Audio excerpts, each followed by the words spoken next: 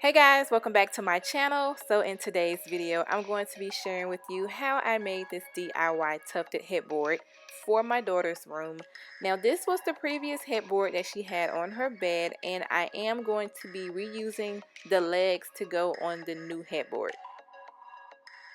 So I wanted to make sure that the tufted headboard was also going to be taller than this one as well. I'll be using MDF board, which I purchased from Home Depot. This is a 1/2 inch thick board, and I think it was $26 or $27. And they cut the wood to approximately 42 inches in height by 60 inches wide because her previous headboard was 60 inches. So the materials that you will need to complete this project, I'm using foam pad, which I purchased from Walmart, as well as this quilt batting. And I also ended up using an extra foam pad because I wanted it to be thicker. Once I put this one on, I realized that it wasn't thick enough. So I would recommend that you buy 2 foam pads if that's what you're going to be using. So you're also going to need a ruler or measuring tape, scissors, washers, nails with a fat head, a staple gun, screws, drill bits, staples. I use the 5/8 of an inch, as well as the beautiful fabric of your choice. So my first step is to lay the foam pad across the MDF board, and I'm going to make sure that I'm covering all edges. I'm going to use a can of spray adhesive to adhere it to the board because during this project you're going to be flipping this board back and forth a few times, and this will ensure that the foam stays stuck to the board and that it doesn't slide or move. And right here you can see where I use 3 layers of foam pad. Now you don't have to do this. This is completely optional, but the thicker the pad, the more plush your tufts are going to be.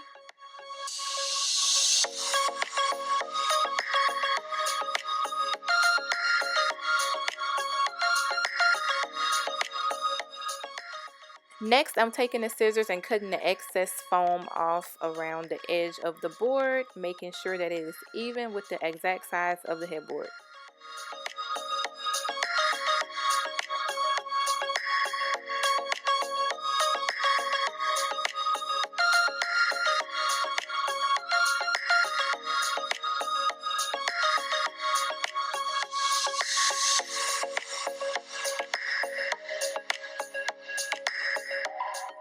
Now I'm taking the quilt batting and laying it on top of the foam, making sure that I completely cover the board because I'm about to flip it over and staple the batting to the back of the board.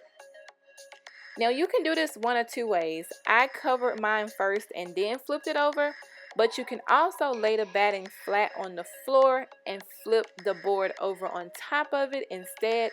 Honestly, since I was working on this project by myself, it would have been easier for me to lay the batting on the floor first and then flip the board upside down and start stapling. But, you know, this was my first time, so that was a learning curve.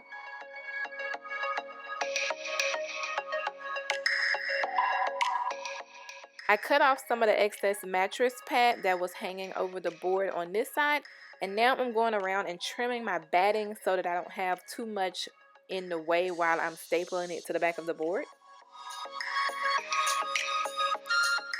So using my staple gun, I am stapling the batting to the back of the board, and I'm pulling really tight. You're going to want to make sure that you pull really tight and firmly, which is why you see me up on top of the board, because you know, you're just going to have to put some extra into it to make sure that it stays tight, and also to make sure that that staple goes through that board.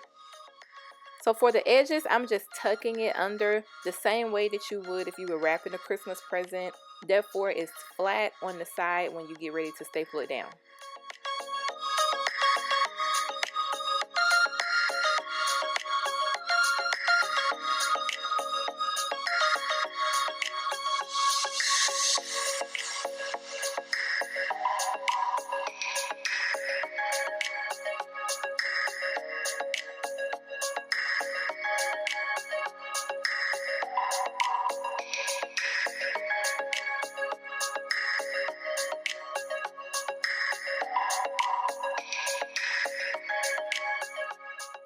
So now we're ready for the pretty part, covering the board with the fabric.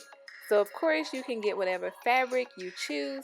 I wanted a beautiful gray color, so I picked up this crushed velvet from Hobby Lobby. It was $5.99 a yard, and I was also able to use my 40% off coupon. So I actually got 2 yards for less than $10. Lay the fabric upside down, flat on the floor, making sure you smooth out all the wrinkles and everything, because you're going to lay the board upside down on top of the fabric so that you can staple it to the back of the board.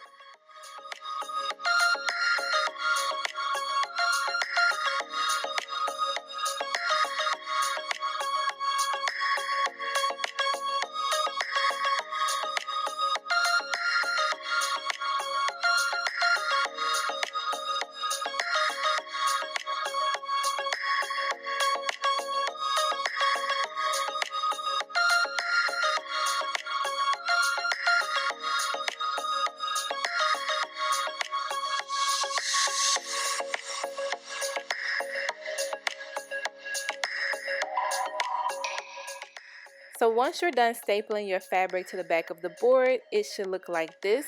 And I also cut off all of the excess fabric and foam that was hanging over so that it would be nice and even going around the board. Now I've flipped it over to the front because I am ready to start tufting. And I love this fabric. I love the way that it looks. Even without being tufted, it's such a pretty, nice, just plush piece of board.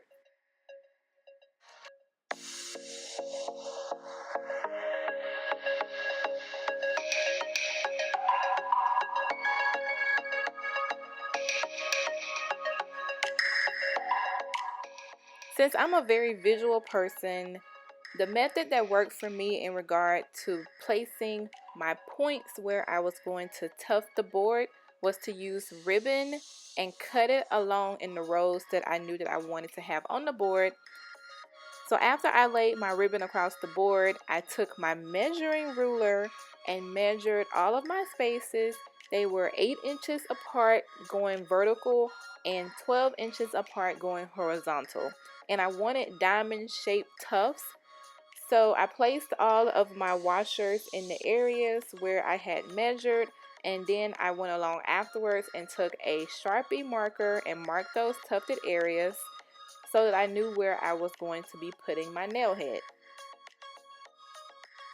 So to make sure that I was creating equal diamond tufts, I took half of 12 inches, which is how many inches that my washers were apart, and placed another washer in between them at the 6-inch mark because half of 12 is 6.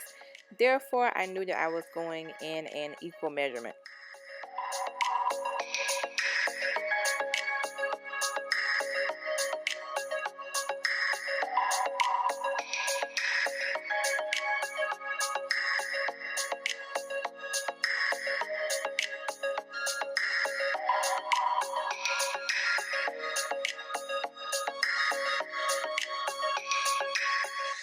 So when I initially started this project, I had planned on using screws with my washers, but as I was doing this for the first one, the screws was catching inside of the foam as well as the fabric, and it was starting to seem as if it was going to rip, and it was hard to kind of find a hole and drill it down. So I decided to go out and purchase a pack of nails. Now ideally I would have needed about a 1/2 inch or 3/4 inch of a nail, but they didn't have any that short at Home Depot. So these are 7/8 of an inch nails, which worked because I needed a fat nail head. So I'm just taking the nail and placing it inside of the washer and beating it down with the hammer. That's the method that actually works the best as opposed to using the screw.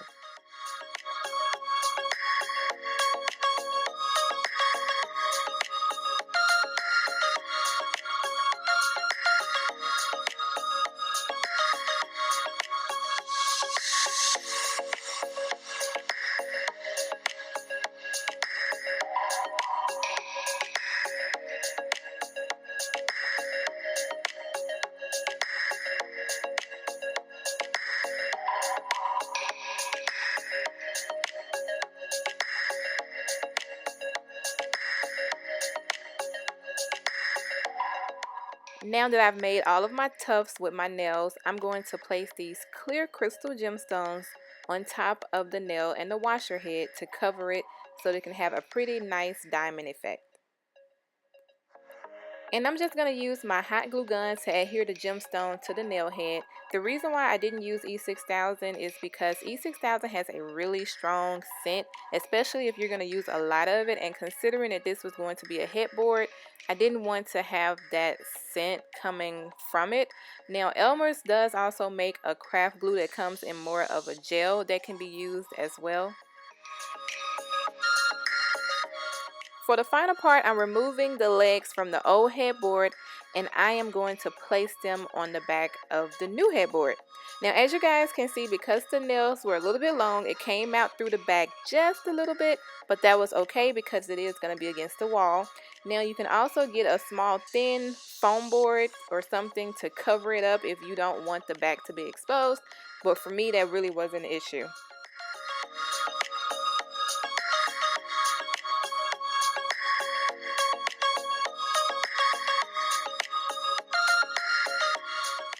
I'm using the exact same holes that were already in these legs to place a new hole in the back of the headboard with the drill bit. And I'm going to take the screws and just fasten the legs to the headboard.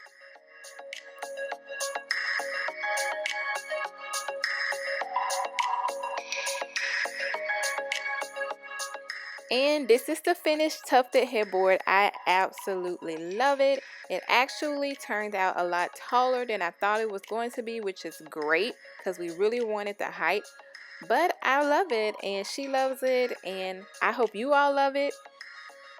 So if you want to make a tufted headboard, go for it. It was pretty easy. It was a bit time consuming, maybe because it was my first one, but it's definitely worth it as far as saving money and going out and buying one.